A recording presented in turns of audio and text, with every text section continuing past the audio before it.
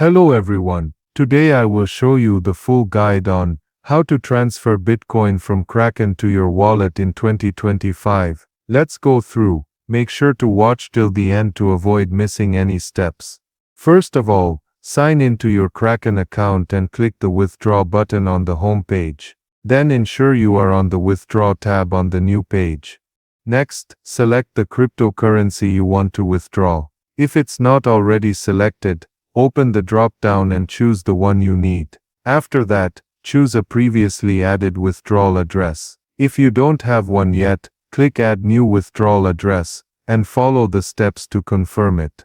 Then, enter the amount you'd like to withdraw. You can also choose a percentage of your available balance by clicking the Quick Select buttons. Next, double-check all the details, especially the withdrawal address, and click Withdraw to continue.